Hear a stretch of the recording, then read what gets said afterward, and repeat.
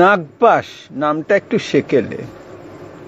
আজ যখন নিঃসঙ্গতার কথা ভাবছিলাম, নাটকীয়ভাবে বিদ্যুৎ চমকাচ্ছিল আকাশে। পুকুর ছড়িয়ে দিয়েছিল তার বিশাল শরীর, যেন উড়ুক্কু পাখি, যেন উড্ডিন, বৃষ্টিকে বুকে পাওয়ার জন্য। আমি নখ খুঁটছিলাম আর জানলা দিয়ে শহর দেখছিলাম। শহর দেখছিলাম মানে আমি ডোমেস্টিক নোমাডিক।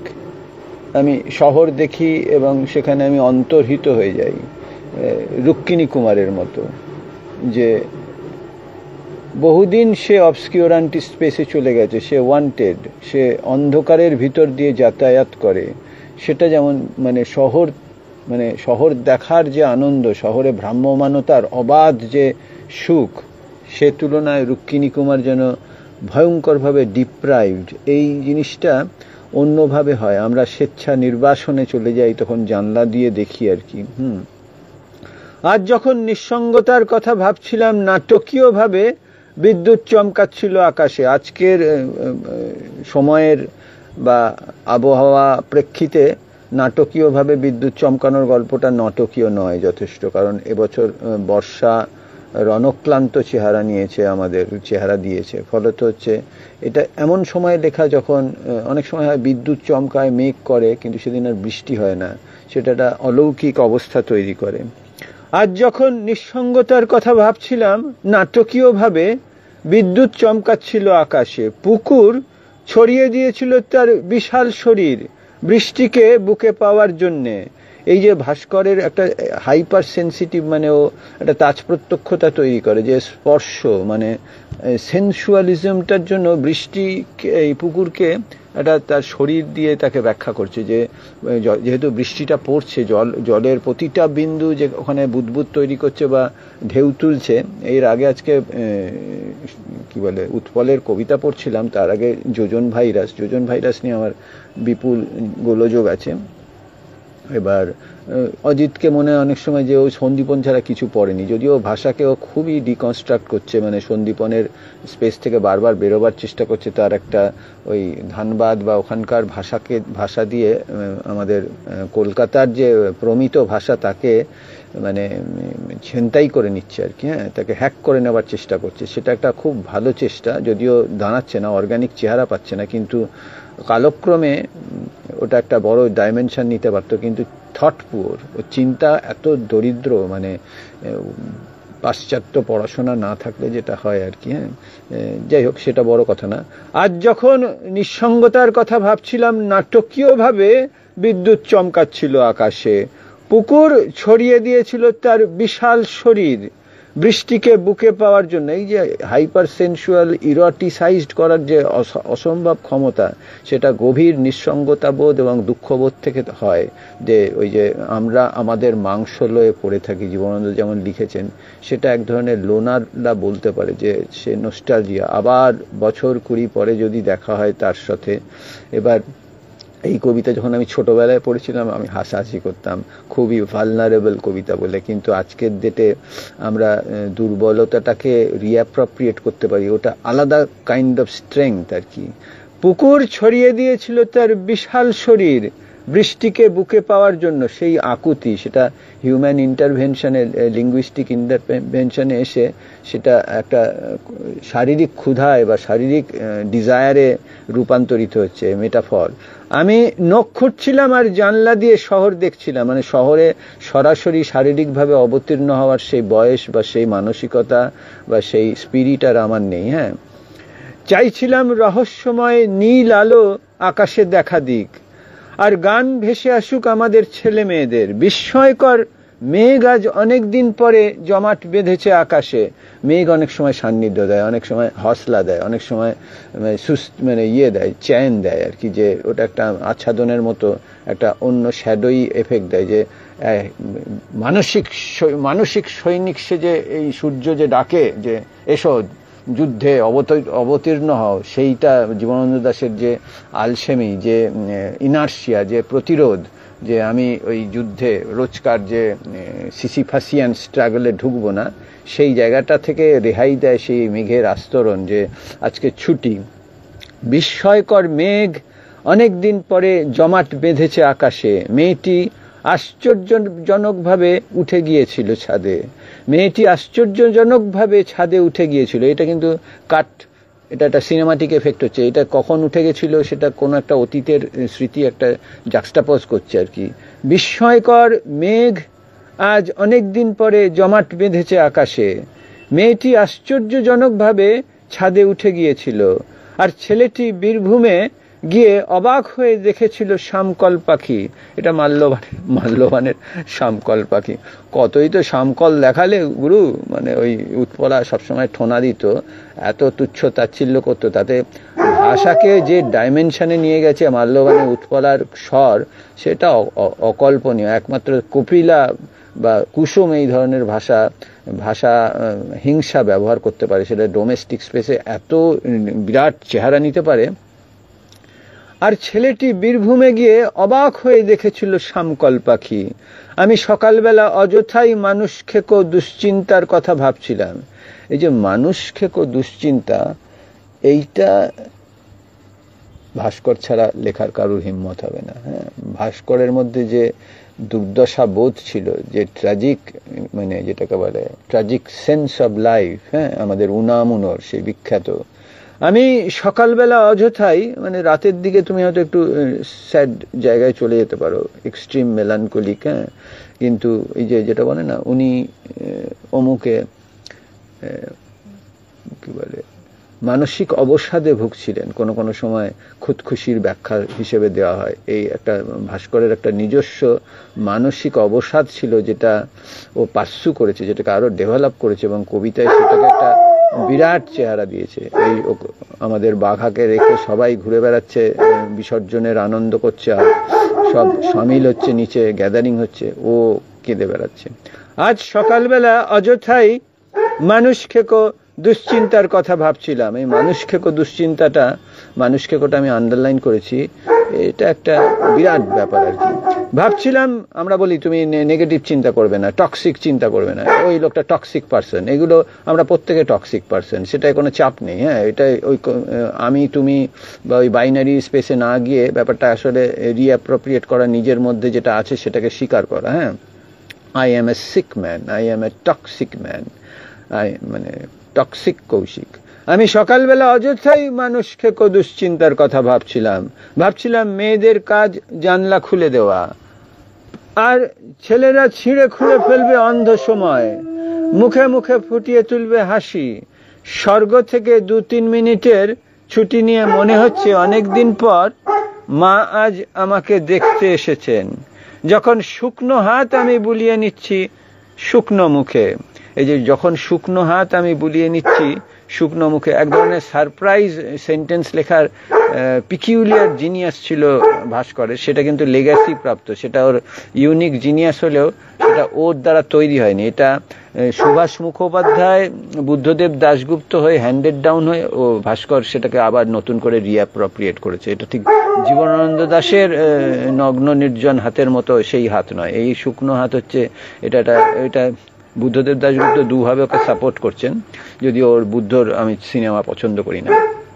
ও ফিল্ম যেহেতু একজন বন্ধু যদি সহকবি বন্ধু যদি সহসা একটা আন্তর্জাতিক স্বীকৃতি প্রাপ্ত বড় ফিল্ম মেকার হয়ে যান, এবং কি ইকুয়েশনে ও অত পুরস্কার পেত সেটাও আমার মাথায় ঢোকে না। এবার হচ্ছে যে তাহলে কি একটা ডাবল ইম্প্যাক্ট হয় একটা লোকের মনে, যে যেমন আমাদের কমলবাবুর ক্ষেত্রে হচ্ছে, কমলবাবুর ছবি উপন্যাসগুলো প্রত্যেকটা সিনেমা, হ্যাঁ, এক্সট্রিম সিনেমা। এটা বিভূতিভূষণ বা অন্যদের ক্ষেত্রেও তাই, মানে মানিকবাবুর ক্ষেত্রেও তাই। এবার কিন্তু হচ্ছে কমলবাবুর তো এক একটা মানে পুরো নির্দিষ্ট ফ্রেম রয়েছে, ফলে তো হচ্ছে এইটা হচ্ছে মানিক যদি ওর থেকে একটু বোধহয় কম বয়সী ছিলেন, এবং মানিক ওর প্রতিদ্বন্দ্বী সেই অর্থে নয়, কিন্তু তবু একটা স্পিরিচুয়াল সংঘর্ষ বা প্রতিদ্বন্দ্বিতা থাকেই, মানে একটা ঈর্ষার স্ট্রাকচার থাকেই, যে অন্য লোক তারাক্কি করলে, যেমন সুনীলের তারাক্কিতে কি আমাদের সন্দীপন এর মানে কি বলে ইমাগো নানাভাবে পর্যুদস্ত বা ডিস্টর্টেড হয়নি? মনে হচ্ছে অনেকদিন পর মা আজ আমাকে দেখতে এসেছেন, যখন শুকনো হাত আমি বুলিয়ে নিচ্ছি শুকনো মুখে। ওই যে মা এসছে স্বর্গ থেকে 2-3 মিনিটের ছুটি নিয়ে, কারণ স্বর্গে পারমিশন নেই যে যাও তুমি চিরকালের জন্য গ্রেফতার হয়ে গেছো।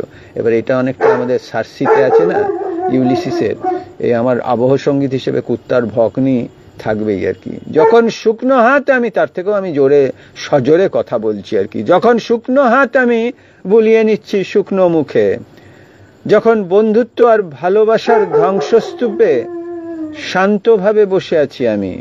এই মানে বটম লাইনটাও একটা মানে একটা প্রায় হচ্ছে ওই যে মহাভারত শেষ হয়ে গেছে, সব নিহত হয়ে গেছে, তার মধ্যে কুন্তি বোধহয় ঘুরে বেড়াচ্ছেন, এরকম আর কি, যে ধ্বংসস্তূপে। এইটা ভাস্কর এর কবিতা। অনেকে বলে ভাস্কর নেগেটিভ পোয়েট, ভাস্কর ফ্রাস্ট্রেটেড, ভাস্কর আত্মকরুণায় আচ্ছন্ন বা আক্রান্ত কবি। ঠিক আছে, যার যে অভিযোগ, কিন্তু at the end of the day তুমি তোমার ভেতরকার দুঃখ নিয়ে তুমিও বিলাস করো, সেটা হয়তো ম্যানিফেস্ট করো না, সেটা গোপনে প্র্যাকটিস করে যাও, কিন্তু কথাটা হচ্ছে ভাস্করের কবিতা কখনো পুরনো হয় না। এই কবিতাটাও বোধহয় আগে আলোচনা করেছি।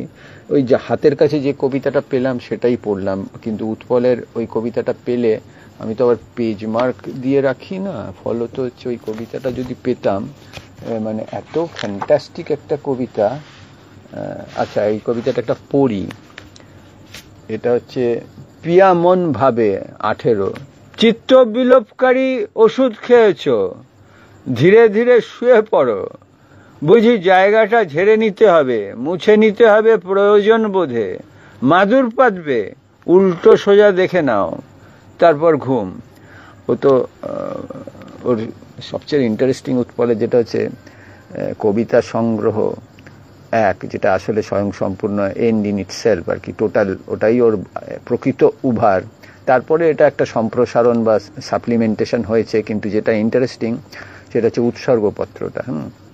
কোনো কবিকে বা সেই সংক্রান্ত কিছুকে বা ঘনিষ্ঠ কাউকে, অনেকে স্ত্রীকে দেয় বা কিছু উৎসর্গ করেছেন উনি। এটা কোয়াইট আরবিটারি এবং খুবই বিস্ময়কর, সেটা হচ্ছে সেটা খুব প্রাপ্য তার। সে খুবই আন্ডাররেটেড একজন লেখক, যদিও তার উল্লেখ হয় আমাদের সতীনাথ ভাদুরীকে। এখানে ওই যে বুঝি জায়গাটা ঝেড়ে নিতে হবে, মুছে নিতে হবে প্রয়োজন বোধে। ওই যে জাগরিতে আছে, দাদার ভাইয়ের কালকে ফাঁসি হবে, তো লাশ নেবে বলে ভাই এসে ধর্ণা দিচ্ছে, তাকেও অনেক ঘুষ দিতে হচ্ছে। 2টো কম্বল বোধহয় দিয়ে গেল একজন চাপরাশি জেলের, তাকেও ঘুষ দিতে হলো, আর সেইটা ধুলোয় ভর্তি। সেটা তো স্মৃতিতে আছে, যেহেতু নিশ্চয়ই উৎপল খুব ভালোভাবে আমাদের সতীনাথ উভার মানে তন্ন তন্ন করে আশা করা যায়। চিত্ত বিলোপকারী ওষুধ খেয়েছ, ধীরে ধীরে শুয়ে পড়ো। এটা হচ্ছে সক্রেটিস। ওকে যখন হেমলক দেওয়া হলো, তার যে হেমলক দিচ্ছে তাকে জিজ্ঞেস করেছিল যে এটার ক্রিয়া কিরকম হয়। বলে এটা ক্রমে আপনার পা থেকে শরীর অবশ হতে শুরু করবে। ওই চিত্ত বিলোপকারী ওষুধ খেয়েছ, ধীরে ধীরে শুয়ে পড়ো, মানে লেথাল। বুঝি জায়গাটা ঝেড়ে নিতে হবে, মুছে নিতে হবে। এর মধ্যে একটা মৃত্যু, একটা বিয়োগান্তক, একটা ট্র্যাজিক ডেথের একটা ইশারা যেন কোথাও রয়েছে। চিত্ত বিলোপকারী ওষুধ খেয়েছ, ধীরে ধীরে শুয়ে পড়ো, বুঝি জায়গাটা ঝেড়ে নিতে হবে, মুছে নিতে হবে প্রয়োজন বোধে, মাদুর পাতবে, উল্টো সোজা দেখে নাও, তারপর ঘুম। মেঝে ভিজে যাবে ঘামে ও নিদ্রায়। নিদ্রা শব্দটা আমার একটু খটকা লাগলো, যদিও মানিয়ে যায়, কবিতায় যে কোনো শব্দ আলটপকা দেওয়া যায়। ঘামেও ঘুমে দেওয়া তো যাবে না, কিন্তু নিদ্রা কথাটা একটু আনুষ্ঠানিক লাগে আর কি। সেটা ঠিক আছে, উৎপল তো এক ধরনের ক্লাসিক ভাষাও at the same time use করেছেন, এবং উনি কোনোদিনই সত্যিকারের ডি ক্লাসি ভাষায় পৌঁছানোর, যেটা জীবনানন্দ দাশ অলরেডি পৌঁছে কবিতার 12 বাজিয়ে গেছেন। কবিতাকে কিভাবে পথে বসাতে হয় সেটাও জীবনানন্দ দাশ থেকে শিখতে হয়।